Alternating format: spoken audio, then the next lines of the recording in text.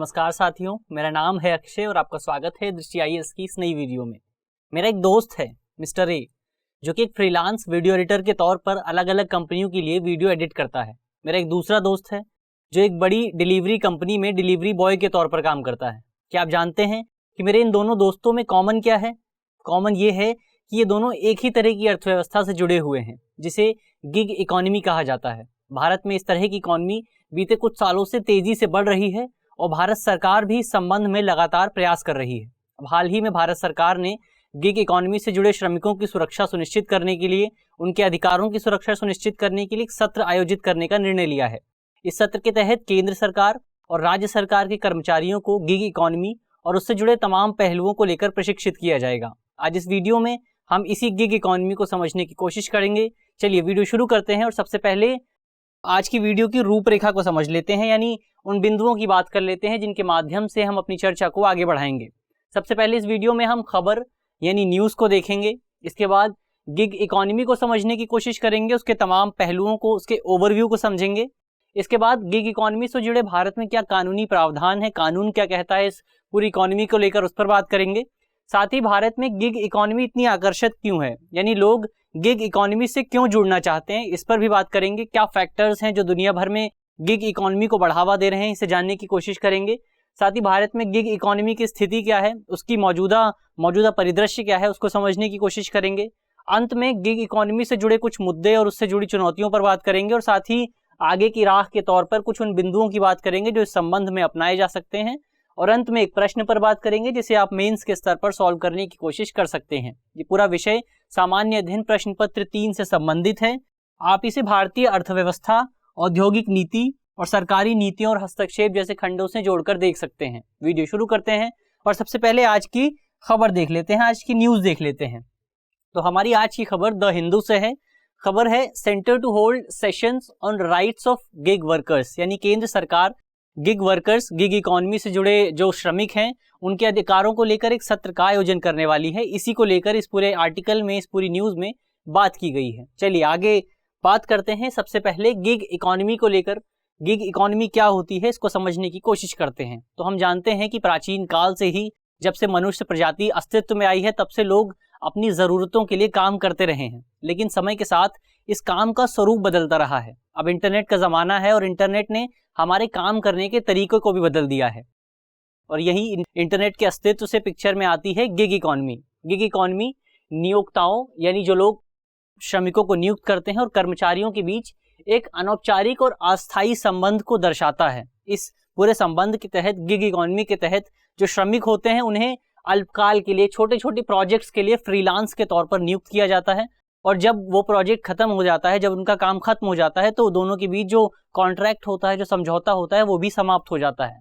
तो इस तरह से इस पूरी गिग इकोनॉमी में जो कर्मचारी होते हैं उन्हें अंशकालिक तौर पर नियुक्त किया जाता है, उन्हें अस्थायी पदों पर नियुक्त किया जाता है, बहुत शॉर्ट टर्म के लिए नियुक्त किया जाता है, और उन्हें स्वतंत्र कॉन्ट्रैक्ट बेस पर नियुक्त किया जाता है। ऐसे में हम कह सकते हैं कि गिग इकोनॉमी एक ऐसी अर्थव्यवस्था होती है जो फ्रीलांस और अस्थायी समझौतों के आधार पर विकसित हुई है। यानी इस पूरी इस तरह की अर्थव्यवस्था में मुख्य तौर पर फ्रीलांसर काम करते हैं और वो लोग काम करते हैं जो स्वतंत्र समझौतों के तहत काम कर रहे हैं। इस तरह से जो ये पूरी गिग इकोनॉमी होती है, इसमें स्थायी कर्मचारियों के बजाय अस्थायी कर्मचारी, यानी फुल टाइम एम्प्लॉयज के बजाय जो शॉर्ट टाइम एम्प्लॉयज होते हैं, जो थोड़े समय के लिए ही कंपनी से जुड़ते हैं, उनको ज्यादा वरीयता दी जाती है।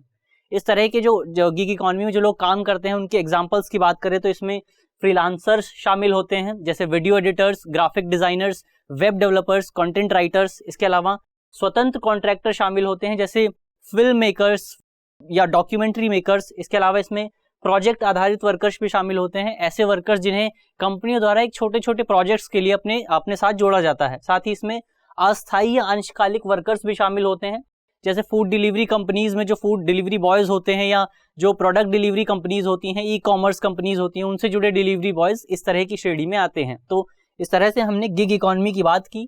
अब भारत में गिग इकोनॉमी से जुड़े क्या क्या प्रावधान हैं, क्या क्या कानूनी प्रावधान है, इनकी बात कर लेते हैं। तो इस संबंध में हमारे पास 2 संहिताएं काफी महत्वपूर्ण हैं।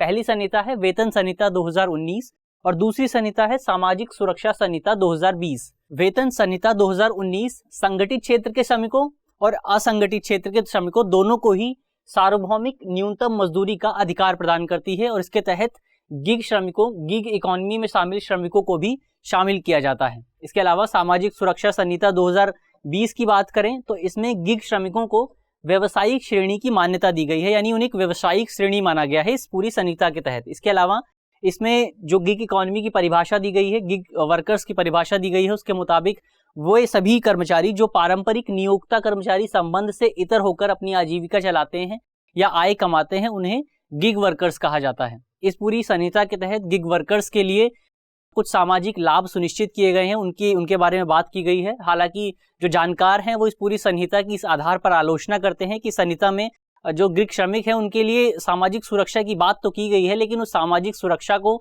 जमीनी स्तर पर लागू करने के लिए कोई भी प्रावधान नहीं बनाया गया है। उन जो सामाजिक लाभ हैं उनकी गारंटी सुनिश्चित नहीं की गई है। इस आधार पर इस संहिता की आलोचना की जाती है। चलिए, अब गिग इकोनॉमी इतनी आकर्षक क्यों है, यानी लोग इस तरह की इकोनॉमी से, इस तरह के काम से जुड़ना क्यों चाहते हैं, इस पर बात कर लेते हैं। क्या फैक्टर्स हैं, उन फैक्टर्स को जान लेते हैं। तो सबसे पहला और सबसे महत्वपूर्ण कारक ये है कि ये इस तरह की इकोनॉमी काम की फ्लेक्सिबिलिटी प्रदान करती है। आप अपनी इच्छा के अनुसार, अपनी सहूलियत के अनुसार कभी भी और कहीं भी काम कर सकते हैं। इसके अलावा इसमें नियोक्ताओं को भी गुणवत्तापूर्ण कर्मचारी चुनने की सुविधा मिलती है। अब जैसे ट्रेडिशनल इकोनॉमी की बात करें तो वहाँ जो फुल टाइम एम्प्लॉयज नियुक्त किए जाते हैं उन्हें ऑफिस आकर काम करना होता है, तो ऐसे में उन कर्मचारियों की नियुक्ति आसपास के क्षेत्रों से ही की जा सकती है।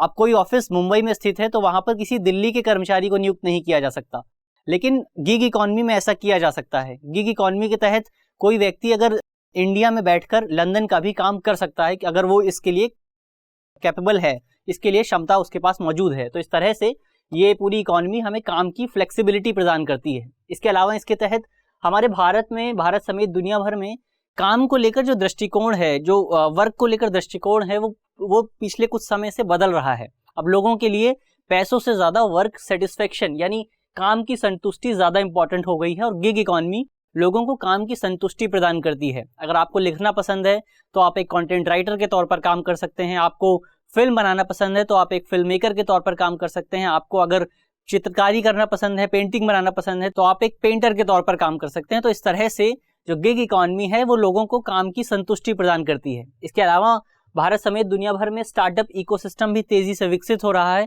लेकिन स्टार्टअप के पास अपनी प्रारंभिक चरण में लोगों को देने के लिए पैसा नहीं होता, तो इस तरह से वो पूर्णकालिक जो फुल टाइम एम्प्लॉयज होते हैं उन्हें नियुक्त नहीं कर सकते। ऐसे में वो जो फ्रीलांस वर्कर्स होते हैं, जो अल्पकालिक वर्कर्स होते हैं, उन्हें ज्यादा वरीयता दे रहे हैं। और स्टार्टअप इकोसिस्टम के बढ़ने की वजह से जो गिग इकोनॉमी है वो भी तेजी से विकसित हो रही है। इसके अलावा गिग इकोनॉमी के कारण कंपनी के को भी सबसे ज्यादा लाभ होता है। कंपनी के संसाधनों की बचत होती है। कंपनी को अपने कर्मचारियों को लाभ नहीं देना होता, जैसे उन्हें अपने कर्मचारियों को अनिवार्य छुट्टियां नहीं देनी होती, साथ ही स्वास्थ्य बीमा जैसी सुविधाएं अपने कर्मचारियों को नहीं देनी होती। इसके अलावा कर्मचारियों को कार्यालय की सुविधा नहीं देनी होती, वो घर से काम करते हैं। साथ ही उन्हें उपकरण भी नहीं देने होते और प्रशिक्षण भी नहीं देना होता। इसकी वजह से कंपनी के जो संसाधन होते हैं, कंपनी का जो पैसा होता है, उसकी काफी बचत देखने को मिलती है गिग इकोनॉमी में। और यही वजह है कि कंपनियां गिग इकोनॉमी को ज्यादा तरजीह दे रही हैं, ज्यादा प्रेफरेंस दे रही हैं। चलिए अब बात करते हैं कि भारत में गिग इकोनॉमी की क्या स्थिति है। भारत में इस तरह की इकोनॉमी, इस तरह के वर्कर्स कितनी तेजी से विकसित हो रहे हैं। तो भारत में बीते कुछ समय से डिजिटलीकरण तेजी से बढ़ रहा है। लोगों के पास इंटरनेट की सुविधा है, इंटरनेट तक पहुंच तेजी से बढ़ रही है। लोगों के पास फोन की संख्या तेजी से बढ़ रही है। अब लोग ज्यादा डिजिटल रूप से ज्यादा साक्षर हैं। इसके अलावा भारत में इकोसिस्टम, जो स्टार्टअप इकोसिस्टम है, वो भी तेजी से बढ़ रहा है। और इन्हीं कारणों की वजह से, इन्हीं फैक्टर्स की वजह से भारत में गिग इकोनॉमी भी तेजी से विकसित हो रही है। एक रिपोर्ट के मुताबिक बॉस्टन, जो अमेरिका की कंपनी है बॉस्टन कंसल्टेंसी ग्रुप, इस कंसल्टेंसी ग्रुप ने एक रिपोर्ट प्रकाशित की थी। इस रिपोर्ट के मुताबिक भारत की गिग इकोनॉमी में वर्तमान में 15 मिलियन कर्मचारी कार्यरत हैं, यानी 15 मिलियन से ज्यादा लोग वर्तमान में भारत की गिग इकोनॉमी में शामिल हैं, जो कि एक बहुत बड़ा आंकड़ा है। और यही वजह है कि भारत अमेरिका, चीन, ब्राजील और जापान के बाद गिग इकोनॉमी और गिग वर्कर्स के मामले में दुनिया भर में 5वें स्थान पर है। इसके अलावा जो गिग इकोनॉमी की वजह से जो भारत में कुल रोजगार उत्पन्न होता है, उसका 56% हिस्सा गिग इकोनॉमी के तहत उत्पन्न होता है। यानी भारत का जो कुल रोजगार परिदृश्य है उसमें गिग इकोनॉमी एक महत्वपूर्ण भूमिका अदा कर रहा है। और ये जो रोजगार उत्पन्न होता है वो ब्लू कॉलर जॉब और व्हाइट कॉलर जॉब दोनों के तहत उत्पन्न होता है। ब्लू कॉलर जॉब की बात करें तो ब्लू कॉलर जॉब में मैनुअल काम शामिल होते हैं, जिसमें मजदूरी शामिल होती है। वहीं दूसरी ओर व्हाइट कॉलर जॉब में ऐसे काम शामिल होते हैं जिसमें आपको शारीरिक रूप से ज़्यादा काम नहीं करना पड़ता, बल्कि मानसिक रूप से ज़्यादा काम करना पड़ता है। हालांकि भारत की स्थिति में जो ज़्यादा गिग इकॉनमी के तहत जो ज़्यादा काम उत्पन्न हो रहा है वो ब्लू कॉलर जॉब में उत्पन्न हो रहा है। तो ये भारत के लिए एक कह सकते हैं चिंता का विषय है। इसमें नीति निर्माताओं द्वारा ज़्यादा ध्यान दिया जा सकता है। इसके अलावा एक रिपोर्ट ये भी बताती है कि आगे आने वाले समय में गिग इकॉनमी के कारण भारत का जो गैर कृषि क्षेत्र है उसमें 90 मिलियन से ज़्यादा रोजगार उत्पन्न हो सकता है। तो इस तरह से सरकार का जो लक्ष्य है कि भारत में बेरोजगारी की दर को कम किया जाए, ऐसे में जो गिग इकॉनमी है वो इस लक्ष्य को प्राप्त करने में महत्वपूर्ण भूमिका अदा कर सकती है। इसके अलावा सरकार ने भारतीय अर्थव्यवस्था को 2025 तक $5 ट्रिलियन की अर्थव्यवस्था बनाने का लक्ष्य निर्धारित किया है। और जिस तरह से गिग इकॉनमी भारत में तेजी से बढ़ रही है, आगे आने वाले समय में ये इकॉनमी भारत सरकार के इस लक्ष्य को प्राप्त करने में एक महत्वपूर्ण और एक अनिवार्य भूमिका अदा कर सकती है। तो इस तरह से ये बात हुई कि भारत में गिग इकॉनमी की क्या स्थिति है। अब बात कर लेते हैं कि गिग इकॉनमी से जुड़े क्या मुद्दे और क्या चुनौतियां हैं जो इस पूरी इकॉनमी को आगे बढ़ने में बाधा उत्पन्न कर रहे हैं। तो इसमें सबसे पहली और सबसे बड़ी चुनौती ये है कि ये आय का कोई भी स्थायी स्रोत प्रदान नहीं करता। आपके पास काम होगा या नहीं होगा ये इस बात पर निर्भर करता है कि लोगों के पास काम है या नहीं। इस पूरी इकॉनमी के तहत आय जो होती है वो काम की उपलब्धता पर निर्भर करती है। आपके पास कभी काम होता है, कभी काम नहीं होता है। तो इस तरह से ये इकॉनमी जो लोग होते हैं, जो वर्कर्स होते हैं, उन्हें आय का एक स्टेबल सोर्स नहीं प्रदान करती है। इसके अलावा भारत में ये इकॉनमी असंगठित और अनियमित है, यानी इस इकॉनमी को लेकर कोई भी नियम नहीं बनाए गए हैं, जिसके कारण जो कर्मचारी हैं उन्हें कोई भी सुरक्षा नहीं मिलती है, उन्हें कोई भी सामाजिक सुरक्षा का कोई भी लाभ नहीं मिलता है। इसके अलावा उन्हें जो श्रमिक अधिकार हैं, जो लेबर राइट्स हैं, वो भी उनसे वंचित हो जाते हैं। श्रमिकों को अपनी कंपनियों से सामाजिक सुरक्षा नहीं मिलती, बीमार होने पर उन्हें छुट्टियां नहीं मिलती, और इसके अलावा जो ओवर टाइम का वेतन है उन्हें वो भी नहीं मिलता। तो इस तरह से इस पूरी अर्थव्यवस्था के तहत जो श्रमिक शामिल हैं उन्हें नुकसान का सामना करना पड़ता है। इसके अलावा डिजिटल डिवाइड भी इस संबंध में एक बड़ी चुनौती है। ग्रामीण क्षेत्रों की तुलना में शहरी क्षेत्रों के पास ज़्यादा सुविधाएं उपलब्ध हैं, वहाँ इंटरनेट की ज़्यादा पहुंच है। इस वजह से ग्रामीण क्षेत्र गिग इकॉनमी से जुड़ने में असमर्थ है, गिग इकॉनमी का लाभ प्राप्त करने में असमर्थ रहा है। इसके अलावा जो भी डिलीवरी सर्विसेज हैं वो ज़्यादातर शहरी क्षेत्रों तक सीमित हैं और गाँवों में ज़्यादा डिलीवरी की सुविधाएँ भी मौजूद नहीं हैं। इसके अलावा जो गिग इकॉनमी होती है उसमें अत्यधिक कौशल, हाईली स्किल्ड लोगों की ज़रूरत होती है। अगर आपके पास ज़्यादा स्किल नहीं है, आप हाईली स्किल्ड नहीं हैं, तो आपकी बार्गेनिंग पावर कम हो जाती है। वहीं दूसरी ओर जो ट्रेडिशनल इकॉनमी होती है वहाँ पर फुल टाइम लोगों को हायर किया जाता है और कंपनियां उन्हें प्रशिक्षण देती हैं।